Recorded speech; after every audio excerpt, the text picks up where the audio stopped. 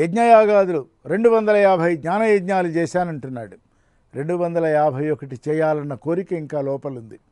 100 కోట్లు సంపాదించానన్నాడు.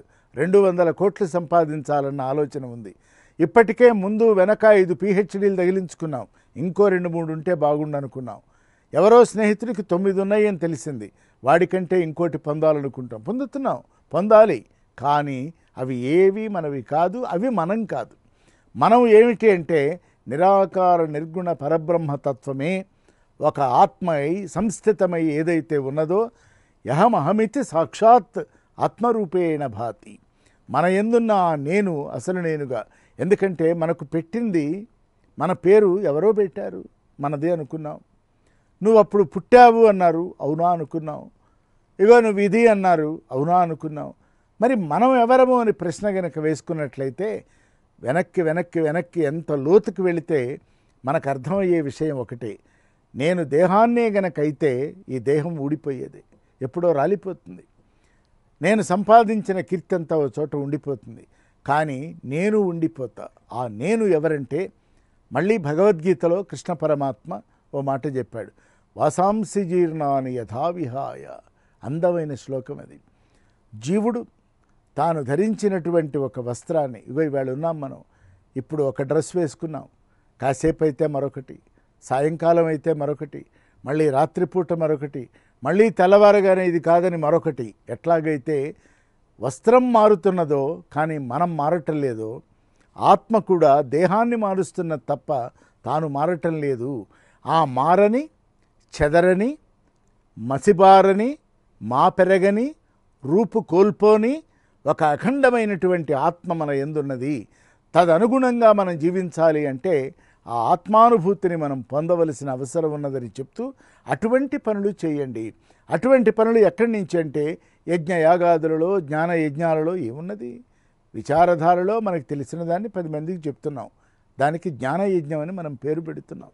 అది జ్ఞానయజ్ఞం కాదు, అది విజ్ఞాన యజ్ఞం. ఎందుకంటే భగవాన్ రమణుల్ని కె స్వామినాథన్ అని ఒక ఆయన ప్రశ్న వేశాడు. భగవాన్ ఈ శాస్త్రాల మీద, ఈ స్క్రిప్చర్స్ మీద తీవ్రంగా మాట్లాడేవారు, చాలా అధ్యయనం చేశారే, వాళ్ళందరూ జ్ఞానులే కదా అన్నాడు ఆయన. అడిగాడు. భగవాన్ ఇచ్చిన సమాధానం మనబోటి వాళ్ళందరికీ కూడా ఒక చిన్న హెచ్చరిక. ఇంటలెక్చువల్ ఇంటర్ప్రిటేషన్ ఈజ్ నాట్ జ్ఞాన, ఇట్ ఈజ్ ఓన్లీ విజ్ఞాన అన్నారు. అంటే నాకు చాలా ఇన్ఫర్మేషన్ ఉంది నా దగ్గర, అంతే. నా దగ్గర ఉన్న ఇన్ఫర్మేషన్ని నేను ఇంప్లిమెంట్ కనుక చేయగలిగితే, ఇంప్లిమెంట్ చేస్తూ నాలో ట్రాన్స్ఫర్మేషన్ తెచ్చుకోగలిగితే అది నిజమైనటువంటి ఐఐటి అన్నమాట. ఇన్ఫర్మేషన్ ఉండాలి, అది పదార్థం, ముడి పదార్థం. దాన్ని ఇంప్లిమెంట్ చేయాలి, ఆచరించాలి, అది రెండవ ఐ.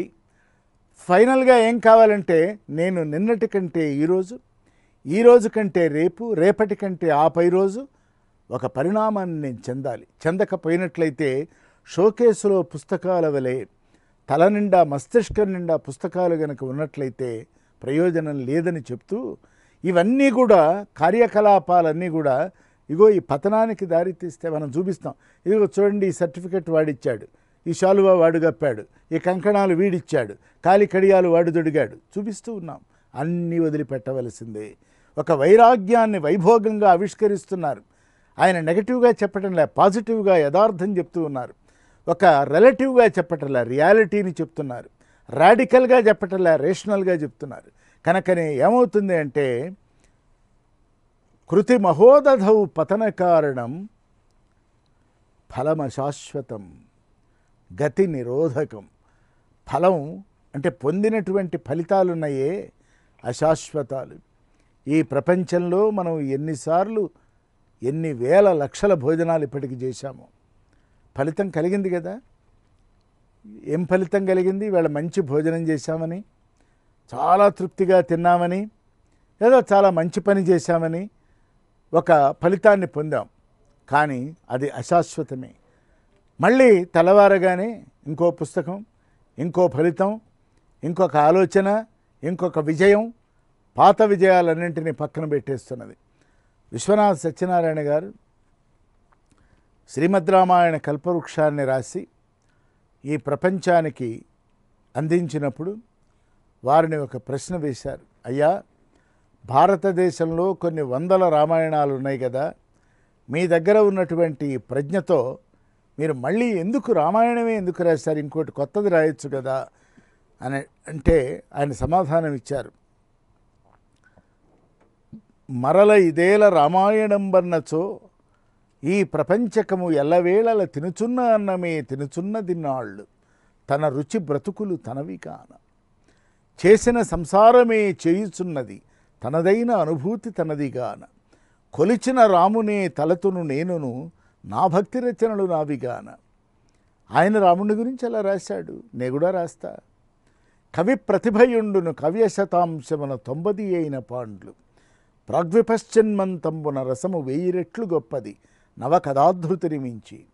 ఓ కొత్త కథ రాసి ఈ ప్రపంచంలో కాంట్రవర్సీ అయ్యే కంటే ప్రాచీనమైన శ్రీరామ కథ గనక రాసినట్లయితే దానిలో అది రసాత్మకమైన కావ్యం కదా అన్నారు. అంటే ఇక్కడ మనం విచారించవలసింది, ఆయన కృతి మహోదధౌ ఎన్ని కృతులో ఎన్ని కర్మలో చేశారు. ఓ రచయితగా, ఒక అద్భుతమైనటువంటి వ్యక్తిగా అనేక సాహిత్య ప్రక్రియలు చేశారు. కానీ ఆయనకు ఆనందం, ఆ కైవల్యానందం ఎప్పుడు కలిగిందంటే రాముడి కథ రాసిన నాడే. ఆ రాముడి కథ రాయటానికి మళ్ళీ ప్రేరణ ఎవడో ఉండాలి. ఆ ఎవరో ఎవరంటే ఆయన తండ్రి గారే. తండ్రి గారు వారిని దగ్గరకు పిలిచి, అప్పటికే ప్రఖ్యాతి పొందారు. విశ్వనాథ వారంటే తెలియని వాళ్ళు లేరు. శిష్య ప్రశిష్యులు ఏర్పడ్డారు. ఏది రాసినా వారికే చెల్లిందన్నారు. వారు ఏది రాసినా చెల్లుబాటు అయినటువంటి రోజుల్లో తండ్రి పిలిచారు. వ్రాసిన రామచంద్రు కథ వ్రాసితివనిపించుకో వృధాయాసముగాక కట్టుకథలు ఐహికమా పరమాయటన్న ఆనా తండ్రి ఆజ్ఞయును జీవుని వేదన రెండు ఏకమై నా సకలోహ వైభవ సనాథనాథ కథను రచించదన్. అంటే నా తండ్రి అడిగాడు, ఎందుకురా నాయనా ఇవన్నీ రాస్తావు, రాస్తే రాముడి కథ రాశారనిపించుకో, సరస్వతీపుత్రుడి వలె పుట్టావు, రాముడి కథ రాయి, మిగతావన్నీ ఏమన్నా ఐహికమా పరమా, అది ఐహికానందమా అముష్మికానందమా, కైవల్యానందానికి ప్రయత్నించు అని నా తండ్రి ఆజ్ఞాపించటం ఒకటైతే, నా యందు ఒక జీవుని వేదన ఉన్నది. ఆ వేదనని నేను నివేదన సంవేదన చేస్తూ సకల ఊహలు కూడా పెట్టి శ్రీమద్ రామాయణ కల్పవృక్షమనే రామకథ రాస్తా అన్నాడు. అనేపటికి ఏమైంది, గతి తప్పవలసిన వాడికి సుగతి ఏర్పడింది. చూసారా, ఆ గతి ఖచ్చితంగా ఏర్పడుతుంది. ఫలం అశాశ్వతం, మిగతావన్నీ వెనక్కెళ్ళిపోతాయి, రామాయణ కల్పవృక్షం నిలబడిపోతుంది. పోతన గారు భోగినీ దండకం రాశాడు, వెనక్కెళ్ళిపోయింది, భాగవతం నిలబడింది. ధూర్జటి అనేక పద్యాలు చెప్పాడు, అన్నీ వెనక్కెళ్ళిపోయినాయి. ఎందుకని రాయలవారి ఆస్థానంలో కామ్యసిద్ధి కోసం పద్యం చెప్పాడు, పోయినాయి. కాళహస్తీశ్వర మహత్యం నిలబడిపోయింది, శతకం నిలబడిపోయింది. కాబట్టి ఏది భగవన్మయమైన భావనతో దేనిని ఆశించకుండా, ఫలితాన్ని ఆశించకుండా ఇదంతా దైవం చేయిస్తున్నాడు అన్న భావనలో గనక మనం చేయగలిగితే అవన్నీ కూడా కైవల్యానందానికి దారితీస్తాయి. గతి నిరోధకం, ఫలం అశాశ్వతం, అశాశ్వతమైన ఫలితం కాదు, శాశ్వతమైన ఫలితం కావాలి. ఐహికానందం ముందే విచారణ చేశా, మళ్ళీ ఇంకో జన్మ వస్తుంది, మళ్ళీ ఇవే యాతనలు. ఆముష్మికానందం, అనేకమైనటువంటి ఆనందాలు లోపల కలుగుతాయి. కానీ ఆనందాన్ని మించిన బ్రహ్మానందాన్ని, పరమానందాన్ని, హిరణ్య గర్భానందాన్ని పొందవలసినటువంటి రీతిలో కార్యకలాపాలు చేసుకున్నట్లయితే అది నిత్యమై, నూతనమై, నవనవోన్మేషమై, గంభీరమై, ఉదాత్తమై, ప్రవాహమై, వాహిని స్వరూపమై నీకు ఒక ఆనందాన్ని కలిగిస్తుంది. గనక ఆ ఆనంద రేఖాంచితమైనటువంటి కార్యకలాపాలు చేయమని చెప్తూ, ఫలమ శాశ్వతం గతి నిరోధకం. నువ్వు వెళుతున్న మార్గంలో ఇవన్నీ అడ్డు. ఎవరో పిలుస్తారు, నీ అంతటి వాళ్ళు లేడు అంటారు. ఎవరో పిలుస్తారు, నీకు సన్మానం చేస్తున్నాను అంటారు. ఎవరో పిలుస్తారు, నీకు 1,00,000 రూపాయలు ఇస్తున్నాను అంటాడు. ఇవన్నీ అశాశ్వతమేనంటున్నారు. గతి నిరోధకం, నువ్వు వెళుతున్న దారికి ఇవన్నీ అడ్డంకులు అంటున్నారు భగవాన్. నువ్వు వెళ్ళవలసిన దారి ఏది, నీ లక్ష్యం ఏమిటి, నీ గమ్యం ఏమిటంటే నిన్ను నీవు ఎరుకలోకి వెళుతున్నావు. ఆ ఎరుకలో ఈ అనటం కూడా ఒక సాధనే, వినటం కూడా ఒక సాధనే. అనటం తీవ్రమైన సాధన, వినటం అంతకంటే తీవ్రమైన సాధన.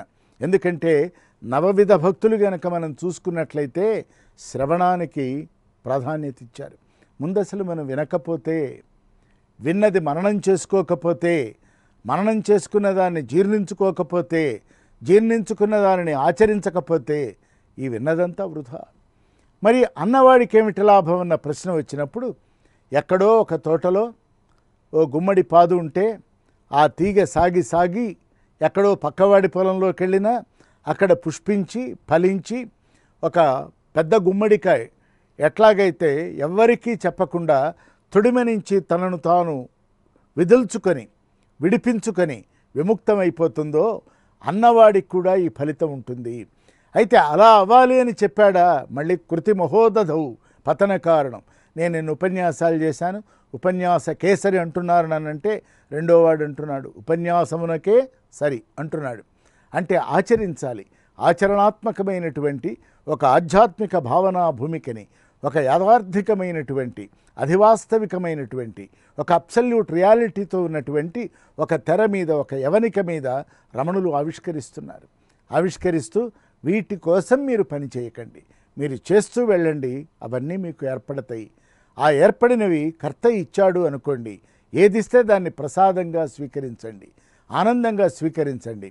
ఇది ఇంతేనా అని నిరాశ చెందకండి, ఇంకా పొందవలసినవి చాలా ముందు ముందు ఉంటాయి గనక ఇప్పుడు ఈ క్షణాన నీవు చేసిన ఈ కర్తవ్యాలలో నుంచి నీవు పొందినటువంటి లబ్ధిని గనక నీవు ఆనందించగలిగినట్లయితే, ఎందుకంటే చేతిలో ఉన్నదానిని ఆనందించాలి.